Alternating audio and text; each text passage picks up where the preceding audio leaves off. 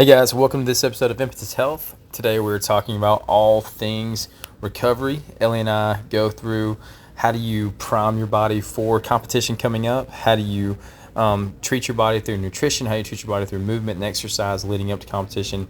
We also talk about right before competition, what do you do, and then when you finish your event, whether you have another event coming on or you're able to rest till the next day, maybe that's the end of your event, what do you do from a nutrition, exercise, movement perspective to make sure you're treating your body as well as you can and stay injury free.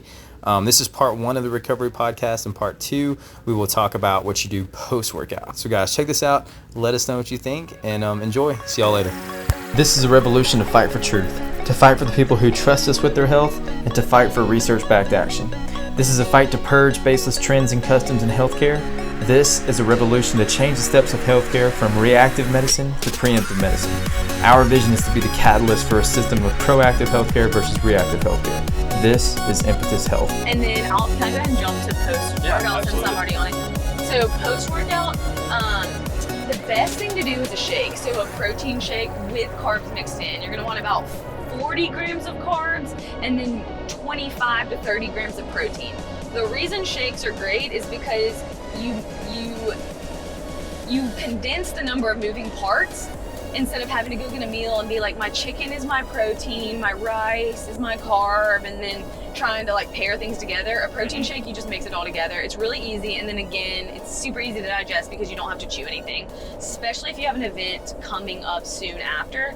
But protein does become important in this regard because you've just broken your muscle down, right? So we want to repair it and help you recover best with the protein, and then replenish those glycogen stores with the carbs. Mm-hmm. Yeah, so you just finished the workout, it's time to recover. What do you do?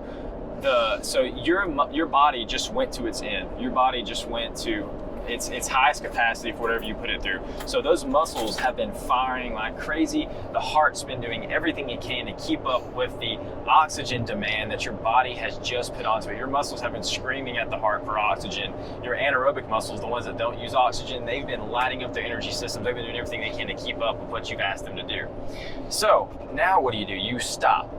Okay, if you have nothing going on the next day and you stop right then, odds are your recovery is going to be okay. I do not recommend that though. You want your body to be able to really, you want your body to be in the best state that it can be. So right when you finish the workout, it sucks, you're hurting, but if you can find a way to go do something, I recommend the same movement you just put it through. Dial the weight down, dial everything down, and try to start moving with your heart rate wherever it was when you finished the workout.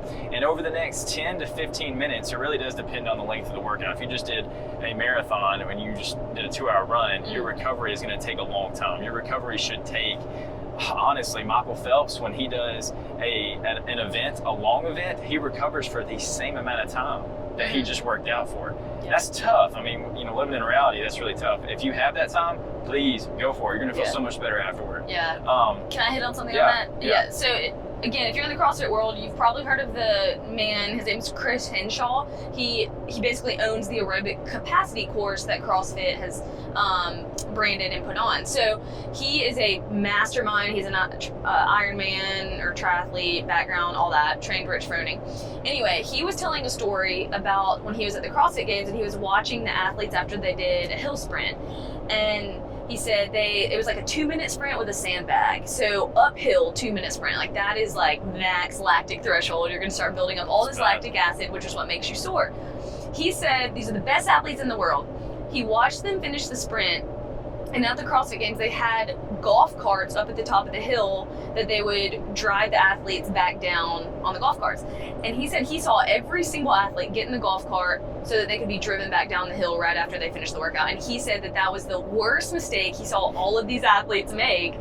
And the reason being is like Sean said, they didn't take time to cool down and use the same muscle group in a much lower intensity to flush out that lactic acid. So he said if he had been one of their coaches, he would have told them, do not set foot in that golf cart, walk back down the hill that you just ran at, right? Yeah. So a high intensity sprint, And then he said using the same muscle group, walking back down the hill at a lower intensity to flush out that lactic acid. Especially if you are about to compete again. If you have another event coming up, that's a must. You have to. If you just stop, your body shuts down. Mentally, your body shuts down too. The brain controls the body. The brain just told the body to shut down. If you start moving immediately again after, the brain has not told the body to shut down yet, and it's going to start priming for the next event. Even though it's the last thing you want to do, walking down a hill after you just sprinted it, you know, and you see CrossFitters or anyone in general just fall into the floor after a workout. Yeah. That is not what you want to do. You don't want to be rolling around on the floor because it's going to let that lactic acid eat away at you. If you fall down, maybe give yourself 10 seconds and then get back up and start hop on a bike and start moving. So let me ask you this, Ellie. So you talked about recovery after the event. How would you, so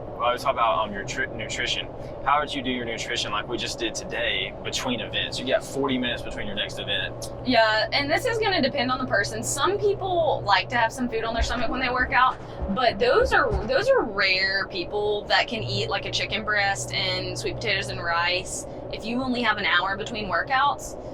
Some competitions give you more time, so you could definitely eat a full meal, but really, if you want to keep it really streamlined, it's totally fine to go a whole competition day doing shakes. I know it's not super palatable. I mean, it's not super glamorous, but if you're getting your carbs and protein in, then that's all you really need the competition day. Fat is not something we care about until that night.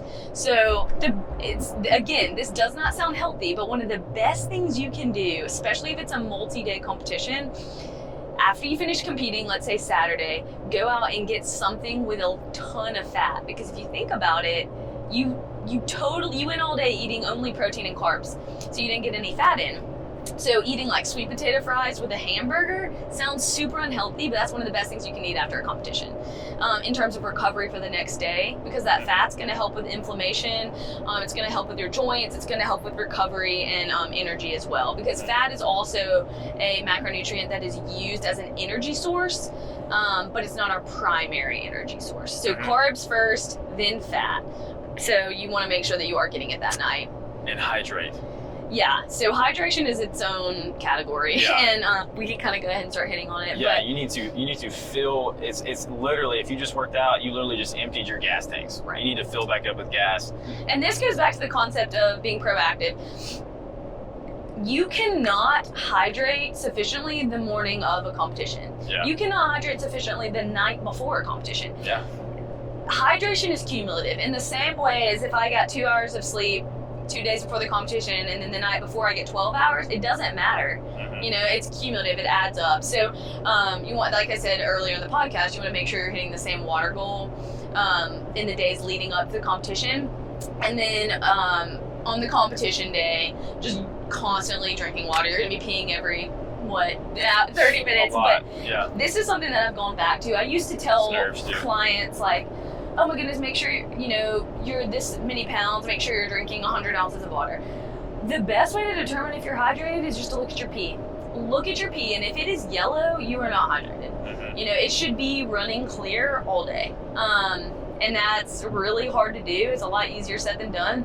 But there's scales if you want to look them up on Google, and it shows you what your pee should look like when you're hydrated, and just use that as feedback. Yeah, and I want to throw something else in there too, because we're kind of wrapping this up. But if you do have a pair of blood flow restriction cuffs, my goodness, if you're doing multiple events, don't do them in between events. But if you're done for the day and you're competing the next day, man, put those cuffs on and bike. It'd be amazing to have a 400% spike in human growth hormone just to recover. Yeah. That'd be amazing for you. You'd feel more incredible the next day. Yeah, and I do want to ask Sean about this one thing real quick, because you see people. I'll see people a ton of times in competitions just foam rolling or stretching in the corner, and how effective is that? Like, should you be stretching before and after? So it really depends on what you're going to go into. Foam rolling, there's been studies done on a lot. It's not very beneficial. You actually get the same effects out of 30 seconds of foam rolling as if you did it for 30 minutes. There's no difference, because we're keeping this in the concept of things that work. We're talking about priming the body and recovering the body. So if I'm priming the body, foam rolling isn't going to do much to help me. If I'm about to try to hit heavy weight, if I'm about to squat heavy or do something like that, and I'm stretching a lot and I'm foam rolling a lot, we have actually paid a price, we're not going to be able to hit the same amount of weight that we could have if we didn't. And that's been proven. Static stretching for over 2 minutes decreases your body's ability to maximally fire. And that's through EMG studies. So they'll put something in the muscle, have it fire before they static stretch, have it fire after, and the electrical current is less after a static stretch. So you don't want to do that before you hit heavy weight. Are we going to talk about Normatec and E-stim in this podcast? Yeah, we can talk about that. So what do you think of Normatec between events? These are compression boots that squeeze your legs or arms. Normatec overall in general, it may give you some stress relief. It's entirely placebo. Does the blood flow though help clear out the soreness? It does not. No, not really. Not for the folks who are using it. If you have lymphedema, it could help, but that's an entirely different concept.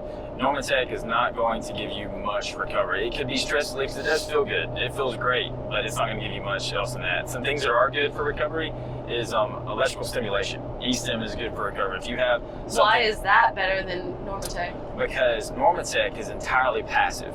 If I have Normatec boots on or sleeves on, then I'm not doing anything at all to help my body buffer the byproducts it just created. So why does it have to be active if the cuffs can do it for you? They're not doing it for you. They're just kind of pressing, they're giving pressure to the muscle, but what allows us to buffer is if we just fill the body up with all these byproducts of energy systems, it's all those byproducts are trapped in the muscle, they're trapped in the blood. So we have to get it back to the lymph. So it's the only way you filter anything out in your body is through your lymph. Muscle contractions, right? Muscle contraction. So if you go through the vessels, arteries have contractile units, they can pump by themselves. Veins have a little bit, they don't really pump by themselves, honestly. Lymph have no contractile units. The only way that lymph moves through your body is through muscle contraction. So if there's no muscle contraction, there is no recovery. So Normatec works to a much lesser degree than E-stim. It's basically the same concept, but you're helping the muscle contraction with E-stim. So it kind of compounds. The electrical stimulation is firing your muscle, moving it back into the lymph, and then it can help you filter out more. So when you're doing E-stim, should you be doing active range of motion movements, or is it doing it for you? That'd be best. Yeah, movement is the gold standard. Well, that's why blood flow restriction is so good, because you're moving while you put the cuffs on. You have to. That's why you're moving, and it's amping up your human growth hormone. Yeah. But movement is the gold standard for recovery. The next best thing would be E-stim. E-stim plus movement's better than just movement. So like squats while you have the E-stim on your legs. Yes, but squatting is better than E-stim. It's just E-stim plainly. And then you can use Normatec, but it's a negligible. It's going to be. And listen, we have Normatec boots. Like Sean has them at the clinic. Nothing against them. It's just not. If you're looking for the biggest bang for your buck, then that's not it. Yeah, that's not it. That's not it. What about manual? Like, what if you have a physical therapist who will work on you manually? Manual is about in the same boat as the Normatec boots. It all comes down to how active are you. So cupping would be in the same boat. There's a reason we call it active recovery. Right. Like you want to actively recover. Anything passive is not going to be nearly as beneficial. The best thing you're getting from a passive modality, Normatec, manual therapy, is stress. You are decreasing your stress. There's power in human touch. There's power in deep pressure. That's what you're getting. Right. But not much from a muscular recovery standpoint. Right. And last thing I want to hit on, and then we'll wrap it up.